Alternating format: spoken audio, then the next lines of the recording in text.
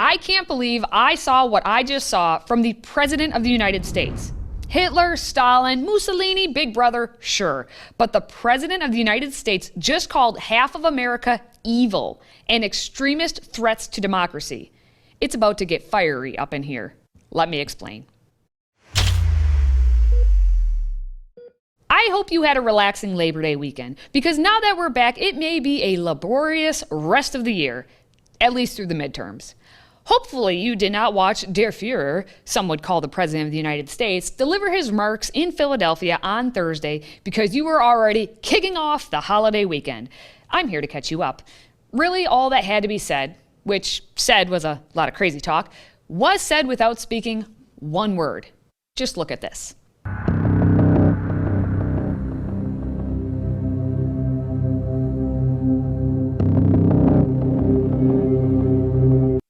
Okay, the music part was added, but the rest is what actually happened. That's the President of the United States being escorted to the podium, per usual, but he is draped in Satan's cape outside of Independence Hall, which was the location where our founders created this once great nation. And now it's the location where the President is acting a dictator. We'll show you a clip later where he actually talks about the darkness and how he's basically the Messiah, the one in the light. I wish I was being hyperbolic on that, but I'm not. Stay tuned. For now, let's begin at the beginning. My fellow Americans, please, if you have a seat, take it. I speak to you tonight from sacred ground in America, Independence Hall in Philadelphia, Pennsylvania. This is where America made its Declaration of Independence to the world more than 2 centuries ago with an idea unique among nations. Before we get too deep into this, let me get your thoughts. Today's question, what does MAGA Republicans actually mean? Because that's the buzz phrase all throughout this speech. Let me know your thoughts in the comments, and please take a moment of sanity to share this video. Before it's too late, of course. Now, back to it. All right, so Joe's doing the usual cough because he's physically not well and hasn't been in quite some time. But the ominous lighting with the dark, blood-stained Independence Hall, and all you see are the white gloves of the Marines, who were forced to stand there as if the state, with military force, is approving of what he's about to say, which will be an entirely political speech. But as the worst press secretary since the one before her said during the press conference earlier in the day, the speech was not going to be political at all. Look, the president really does believe that this, that what he's going to talk about is something that many Americans are going to care about. It doesn't matter which side of the aisle that you sit at. When you think about the possibilities of our democracy, when you think about how we are going to fight to protect our rights, right, to protect our democracy, he thinks that's going to touch a lot of people. We have seen, somebody just talked about polling and how we see that many people are concerned about where our democracy is. I would argue that's probably across the board. And when we talk about the extremism, we're talking about a very small component of the American public, right? We're talking about a very small component of MAGA Republicans in Congress. That is something that they believe, right? Hold on to that thought. Karine Jean-Pierre said the speech would be talking about a very small component of MAGA Republicans in Congress. Remember this thought for about 2 seconds from now. Also remember, last week, I said the Republicans better stop blowing it if they wanted to take back Congress come November. Thankfully, God showed Republicans the only thing they needed to do for campaigning was show Joe Biden, delivering the most satanic speech by a president that has occurred in modern history. Because what exuded from his face for almost the entirety of the rest of that speech was simply satanic. And the one thing that Satan hates most is being mocked. So let's get to the mocking. This is where the United States Constitution was written and debated. This is where we set in motion the most extraordinary experiment of self-government the world has ever known. With 3 simple words, we the people, We, the people. These two documents and the ideas they embody, equality and democracy, are the rock upon which this nation is built. No, no, no, no, that's not true. First off, any and every time Biden says equality, he means equity, because that's what his handlers have told him to care about. But he's old and forgets and accidentally says the old term of equality. But he means equal outcomes, not equal starting points. And secondly, democracy is not what is at the actual core of who we are. Can we please remember, for once and for all, that we are a constitutional republic for this very reason? The founders feared mob rule. James Madison even wrote an entire paper on it and called it Federalist Number 10. Do remember, as well, that the French Revolution and the unrest was on the minds of those writing the Constitution. They saw the danger of that mob rule mentality. But good old Joe and company want mob rule. They want to be the mob, and he wants to lead the mob. And he showed his passion. Meine Arbeit für richtig hältst. Ob du glaubst, dass ich fleißig gewesen bin, dass ich gearbeitet habe, dass ich mich in diesen Jahren für dich eingesetzt habe. Sorry, was that not Joe? His mustache did look a little off. I'll try again, but I can't promise you'll understand the mumble jumble coming out of his mouth any better than the German.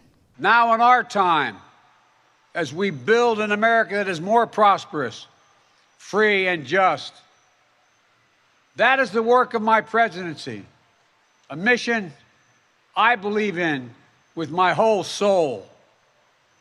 But first, we must be honest with each other and with ourselves.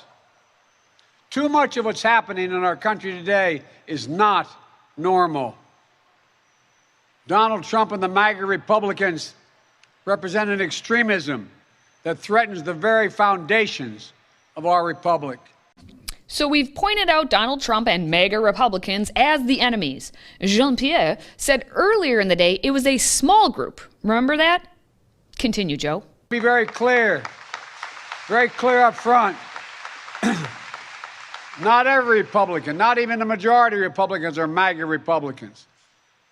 Not every Republican embraces their extreme ideology. I know, because I've been able to work with these mainstream Republicans. And then Satan dug his claws into him.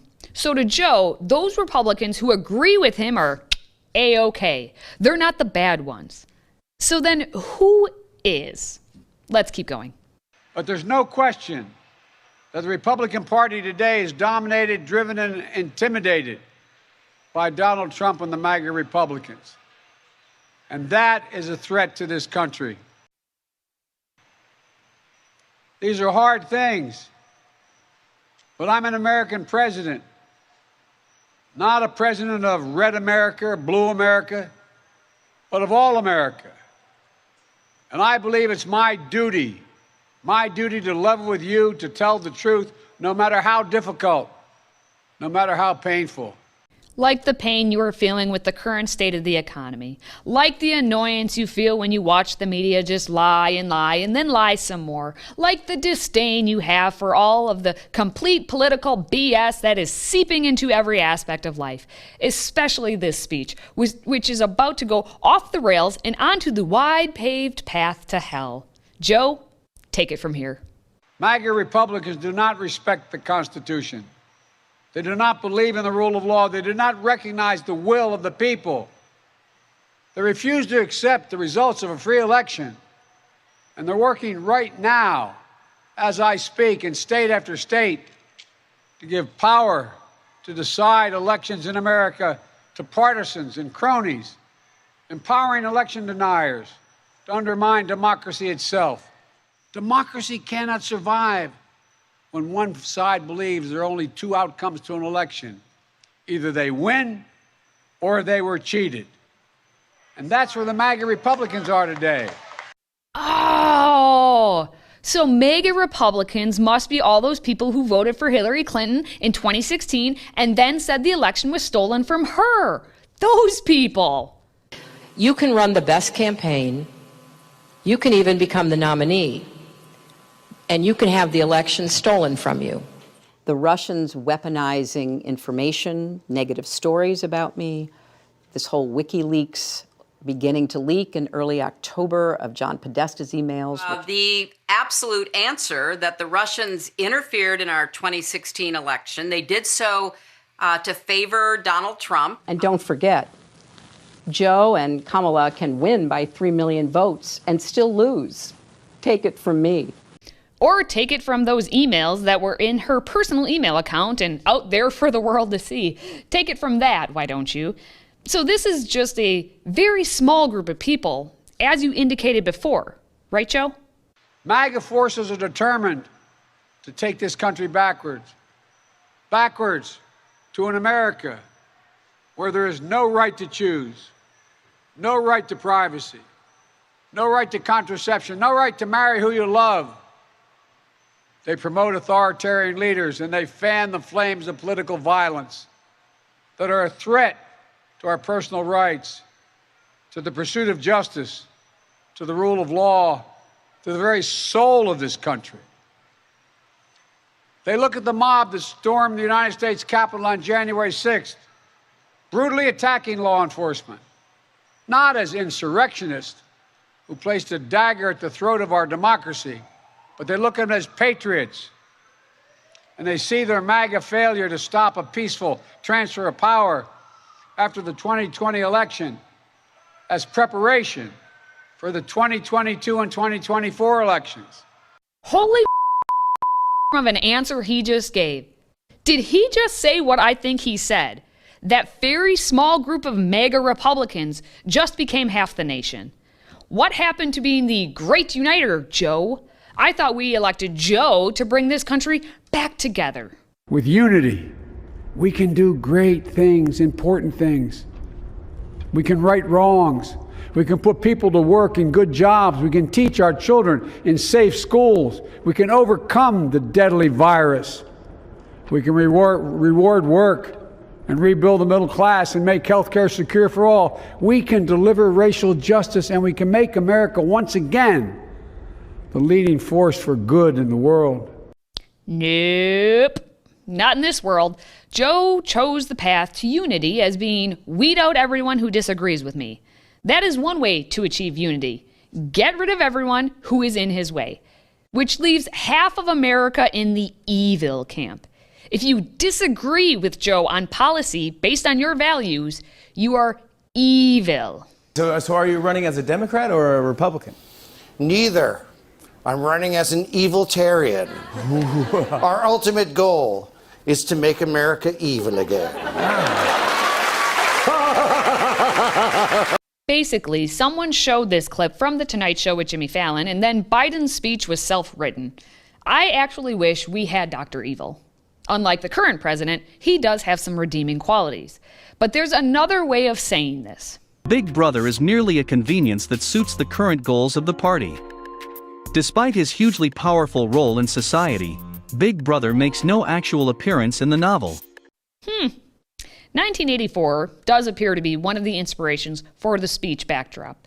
Other inspirations include Star Wars, Last Jedi and Rise of Skywalker, which is where the Disney ride of Rise of the Resistance came from.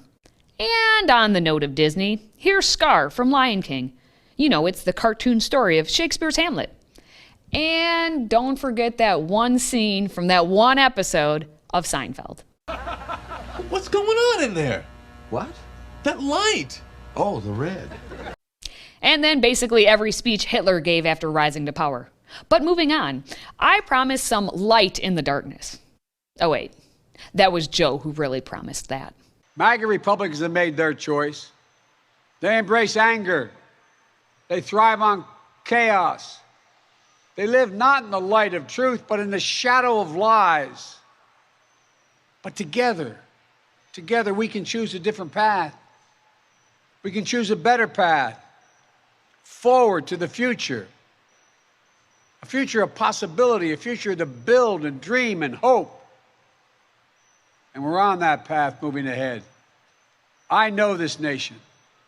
I know you, the American people. I know your courage. I know your hearts. And I know our history. Did he just watch Wizard of Oz before this speech? MAGA Republicans look at America and see carnage and darkness and despair. They spread fear and lies. Lies told for profit and power. But I see a different America. I made a bet on you, the American people, and that bet is paying off, proving that from darkness, the darkness of Charlottesville, of COVID, of gun violence, of insurrection, we can see the light. Light is now visible. Light that will guide us forward, not only in words, but in actions. Actions for you, for your children, for your grandchildren, for America. Even in this moment, with all the challenges we face, I give you my word as a Biden, I've never been more optimistic about America's future. Not because of me, but because of who you are. Well, except half of you. You are those mega Republicans. Do you remember when the devil went down to Georgia? He was looking for a soul to steal, and he was in a bind because he was way behind, and he was willing to make a deal. Well, he also made a stop in Philadelphia as witness this entire time. And then, when the speech was all over, the theme of half of you are evil continued. The White House trotted back out Karine Jean-Pierre, taking the cue of wearing blood red to defend Joe's speech. As you also heard from the president yesterday, he believes we're at an inflection point. And so that's an important thing why he wanted to make sure he gave that speech. But you also heard the president express optimism, right, about the future of America, which was something that was important for him to deliver to the American people, that he believes there isn't nothing we can't do, right? He believes that we can do everything, anything, as a country. And we have seen throughout our history, America has made its greatest progress out of the darkest times. We see that for before. One way, of course, we can do that is by making our voices heard. And he said that. He said that the American people have a choice. But it wasn't just a policy speech. Obviously, the president believes that we can make great progress out of the darkest moments, and he calls on all Americans, regardless of which side of the aisle you sit on, regardless which ideology that you may follow, regardless of the political persuasion, to unite around democracy. And he thought it was an important message, again, an inflection point, and that was the message that he delivered, again, giving people a choice and saying to folks, we need to come together and make sure our voices are heard. Lots of circular talking there. She's the new circle back girl, I guess. Well, based on all of that, get ready for more democracy in the form of mob rule. Just a note, when the first mob goes out and destroys property in the name of democracy, I look forward to Joe Biden being hauled in and a special committee to be formed holding him responsible because he so very clearly was the one who said to take action. But while the threat to American democracy is real, I want to say as clearly as we can, we are not powerless in the face of these threats. We are not bystanders in this ongoing attack on democracy. And yet, when asked the next day about calling half of the country a threat to the country, Joe just mumbled something and forgot where he was. Mr. President, do you consider all Trump supporters to be a threat to the country? Yo, everyone, come on.